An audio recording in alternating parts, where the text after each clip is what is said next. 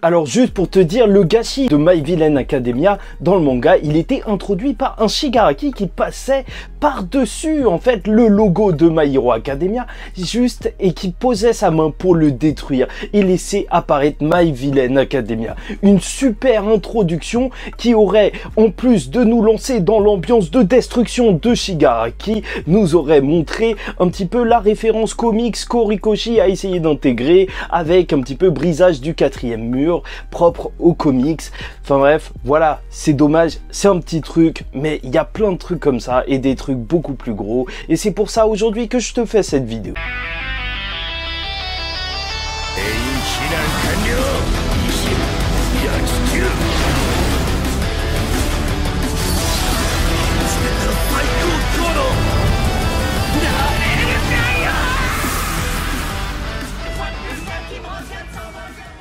Mesdames et messieurs, ici Chage et la saison 5 de My Hero Academia est pour moi un échec. Alors que l'arc de My Villain Academia cette saison avait le potentiel pour être le plus grand arc de My Hero Academia. Et donc aujourd'hui on va voir pourquoi et comment et pour quelles raisons l'adaptation de My Villain Academia est dégueulasse. Bon, j'avoue, j'abuse, juste qu'elle ne rend pas justice au manga.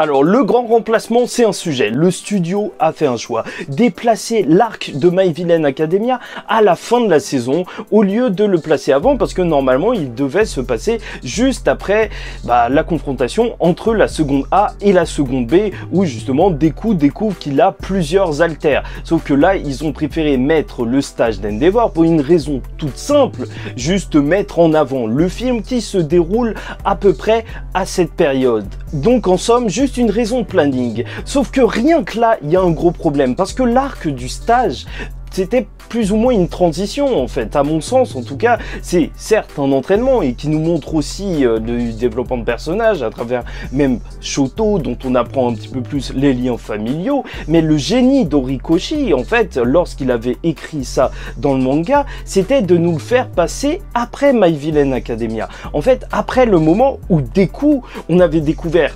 qu'il avait un énorme potentiel et après qu'on ait vu que Shigaraki c'était encore pire parce qu'il avait une armée en plus d'être devenu super puissant et qu'il allait aller beaucoup plus loin. Et donc normalement à ce moment-là, le stage d'Endeavor, plus que d'être un petit arc d'entraînement ou d'explication de la famille Todoroki, c'est un arc où tu as énormément de tension parce que tu sais que en réalité ils sont dans l'urgence. Tu sais qu'à tout moment en fait Shigaraki il peut terminer son truc même si ça va prendre du temps et qu'il faut qu'il devienne fort très vite. Et normalement, tu devais être dans un état où tu devais te dire Deku, vite, il faut absolument que vous deveniez beaucoup plus puissant. Sauf que là, ça n'a pas été le cas. En fait, ça a été passé là, juste après seconde A, seconde B, et donc ça a été juste un stage parmi tant d'autres et peut-être pas assez apprécié parce que voilà, il n'y avait pas tout ce qui allait autour. Bon, et concrètement, bien sûr, ça c'est plus dommageable pour l'arc du stage d'Endeavor, mais en fait, pour en revenir au sujet principal, pourquoi My Villain Academia est raté? Déjà, rien que l'introduction de la Ligue de Libération du Paranormal. Là, on arrive au cœur du problème, car ce groupe, les antagonistes de My Villain Academia, peut-être que si tu as Anime Only, tu as trouvé que c'était un groupe random, un petit peu comme le groupe d'Overall, sauf que pas du tout. Et ça, c'est juste tellement triste. Normalement, c'est un groupe qui a une super introduction avec un Redestro qui fait une pub à la télé, que en plus les élèves y voient, et ça renforce le monde de My Hero Academia, parce que tu perds un petit peu du lore quand t'as pas les pubs sur les sociétés super-héroïques à la télé, mais ça j'en passe, où tu voyais que Redestro c'était un patron tout gentil d'entreprise et tout, et qui vivait la belle vie, et même qui s'entendait bien avec son secrétaire qui avait vu qu'il avait un livre sur le Front de Libération du Paranormal, enfin justement la théorie de Destro, et qu'il l'aimait pas. Et là, Redestro, il est passé de patron amical à mais complètement flippant, qui est venu juste le tuer d'un coup en pleurant. Et à ce moment-là, Horikoshi, il nous avait juste montré que la menace, elle était réelle et elle était imprévisible. C'était surtout la mise en place du fait que le personnage de Redestro, il croit tellement en ses idées, en ses principes, que même lui, ça le prend au trip. Il peut partir au quart de tour.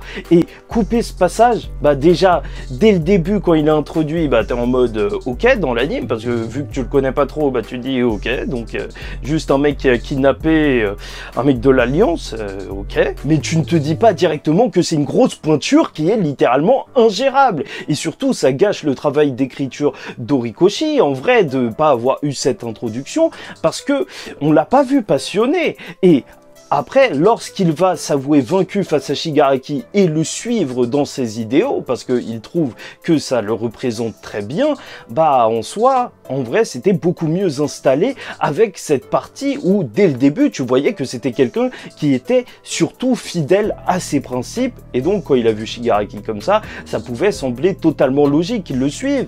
Sauf que là, dans l'animé, bah t'as juste ce passage-là, et ça fait que ça devient tout de suite moins consistant. En plus, je passe sur le fait qu'on se rend même pas compte au début à quel point il est influent dans le monde de My Hero Academia. Donc la peur pour les vilains, bah tu la ressens moins. En plus, c'est même pas vraiment que son entreprise, une entreprise d'équipement héroïque. Enfin, tu te rends pas compte à quel point il est intégré dans la société. Et tout ça, encore une fois, c'est juste que ça fait perdre énormément en tension, et ça fait que l'écriture d'Horikoshi, l'histoire qui nous est racontée, bah elle semble plus moyenne ou plus mollassonne. C'est un petit peu comme Shigaraki qui accepte l'offre d'absorber justement le front de libération du paranormal, juste en repensant à un moment où il se disait oui, on n'a pas beaucoup de moyens, alors que normalement ça devait être dans l'introduction, et normalement tu devrais le vivre ce moment.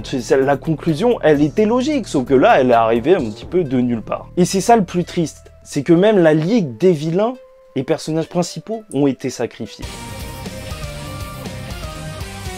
Dans cet arc, au final, t'as plusieurs éléments qui ont été rushés, mais même parfois enlevés. Le fait qu'il soit pauvre dès le début, parce que ça, c'était aussi l'introduction, et je sais pas ce qu'ils ont fait. Enlever les introductions, bah ça enlève tous les enjeux, en fait, par la suite. Là, dès le début, tu voyais l'équipe de Shigaraki qui arrivait, qui tuait une secte bizarre juste pour leur voler de l'argent, et ils avaient même pas d'argent. Donc déjà, tu te disais, ok, là, on est chez les vilains, ils ont besoin d'argent, ils vont pas passer par 4 chemins, mais en plus, tu les voyais qui était pas bien. Franchement, il commençait à y avoir des conflits internes. Il vivait vraiment dans la misère, et c'est là que Shigaraki, en fait, sa vraie problématique, elle émergeait, de s'affirmer comme un chef, alors que justement, même Spinner, son camarade, bah, il commençait à se dire, mais pourquoi j'ai suivi ce tocard? Et des conflits internes intéressants comme ça, comment Shigaraki va mettre tout le monde d'accord, c'est ce que j'ai détesté dans l'adaptation, d'avoir enlevé ça, parce que, en vrai, en tant que lecteur, en tant que viewer, tu vois, moi, quand j'ai regardé ce passage de My Hero Academia, de base, la première fois, j'étais en mode, c'est vrai, Shigaraki, qu'est-ce qu'il va faire? C'est un pauvre type. En vrai, où ils en sont? Ils en sont à rien du tout. Overhaul a fait plus de mal, et en soi, là, ils ont même plus All for One. Et c'est pour ça que c'était même pas juste un arc pour que Tomura soit reconnu par les gens comme un véritable vilain, mais même pour que le viewers reconnaisse en Tomura vraiment quelqu'un qui serait en mesure d'être justement le némésis de Deku. Et c'est tellement dommage, parce que normalement le personnage de Spinner, il devait jouer ce rôle justement de lien avec le lecteur, en étant le narrateur de cet arc, en te racontant les péripéties, et en te racontant comment Tomura Shigaraki avait brillé. Donc en partant du constat que, voilà, il trouvait qu'il n'était pas terrible comme chef, et après se rendre compte qu'il est juste incroyable. Et moi, franchement, en lisant ça, je l'ai ressenti, parce que j'étais dans le même état d'esprit que Spinner. Je me disais qu'il était naze au départ, et à la fin, j'ai fermé ma bouche. Sauf que là, tu perds en impact et en mise en scène, en nous enlevant justement tout ce côté narrateur Spinner, et même, ça fait perdre le développement de personnage de Spinner, qui, en soi, était un personnage, en plus, qui aura jamais été traité. C'était le grand moment de Spinner. Au fond, on découvrait un petit peu plus sur comment il pense et tout, et ça a été juste complètement enlevé par l'animé. Et surtout, c'est un petit peu marrant, parce que en soi, dans My Hero Academia, c'est un personnage qui souffre de discrimination, et là, qu'est-ce qu'il n'y a pas de pire comme discrimination que juste d'être effacé de l'histoire, comme ça on a effacé ton arc. Et je te parle même pas du fait qu'on est beaucoup moins dans l'inquiétude pour les personnages, vu que plus ou moins on les a vus juste avant pendant le stage d'Endeavor, vu que ça se passe après, enfin t'entendais leur voix, donc tu pouvais te dire même que Toga elle était pas morte. Quelle indignité. Et donc en soi, quand elle était par terre et que toi ici l'a sauvée, bah tu te disais ah, ok ouais elle reviendra après. Enfin ça marche pas en fait si tu t'échanges l'ordre des arcs comme ça. Et ça, pour moi, c'est les plus grosses raisons pour lesquelles cette saison de My Hero Academia, cette adaptation de My Villain Academia sont juste du gâchis, en fait. Bien sûr, on pourrait parler de la censure ou même de l'ambiance qui se retrouve vraiment moins présente sans l'introduction, justement, avec des vilains qui tuent vraiment des gens. Le rythme qui, tellement il est étriqué, bah t'as juste 5 épisodes pour un arc qui gomme carrément un chapitre du manga. Et ça fait que ça va vite et ça fait que tu le ressens quand ils sont à l'intérieur de la ville où normalement tu dois ressentir énormément de tension, tu dois sentir que en fait à ce moment-là ils doivent juste survivre vu qu'ils sont juste une dizaine contre des milliers de personnes, sauf que là franchement c'est passé tellement vite que j'ai même pas eu le temps de sentir à quel point la situation elle était désespérée. Certains diront que le problème c'est aussi que l'animé il n'arrive pas à retranscrire le dessin d'Horikoshi, parce que c'est vrai que le dessin d'Horikoshi il est vraiment impressionnant, là ça se voit qu'il est vraiment rodé dans cet arc, mais bon retranscrire complètement le style d'un auteur c'est assez compliqué, mais c'est vrai qu'en termes de narration il y a des trucs qui marchent super bien dans le manga, comme le Shigaraki quand il détruit toute la ville, bah le Horikoshi il te met 4 pages où tu vois juste ça, et c'est énorme dans un manga de dire que tu vois il y a un tiers de la semaine, en fait du chapitre de la semaine qui est juste concentré sur le fait que Shigaraki là il vient de faire une dinguerie. Et bon tout ça en vrai ça a une seule véritable raison, faut se rappeler qu'un manga, un animé malheureusement bah c'est un produit commercial aussi avant d'être un art, ou après être un art, je sais pas trop comment le placer, mais en soi les ventes de My Villain Academia de ces tomes là elles étaient moins bonnes que les ventes des autres tomes de My Hero Academia au Japon. C'était pas un des meilleurs arcs de My Hero Academia, en tout cas pour les japonais, et il y a carrément l'équipe de production qui est revenue sur les faits et qui a dit que cet arc en fait c'était un petit peu un tabou au sein du studio, comme quoi vraiment en fait c'était pas un truc qu'ils appréciaient. Et c'est dommage parce que t'as vraiment l'impression d'être infantilisé comparé à la version du manga, parce qu'encore la censure ça peut passer, mais en plus avec tout ça, bah cet arc t'as l'impression il a été maltraité juste pour que ce soit pas un arc que tu retiennes, et c'est franchement dommage. Et bon pour terminer, c'est vrai, c'est dommage, cette saison elle était censée être magistrale et elle était importante parce que voilà, c'est la mise en place avant la grande guerre de My Hero Academia qu'il y aura dans la prochaine saison. Normalement elle était là, elle devait te hyper un max, normalement tu devais ressentir la tension depuis My Villain Academia, sauf qu'ils l'ont placé à la fin. C'était beaucoup moins au présent, et personnellement moi c'est l'arc normalement dans le manga My Villain Academia qui m'a fait reprendre un énorme intérêt dans My Hero Academia, parce que je m'ennuyais un petit peu quand je voyais Gentleman Criminel.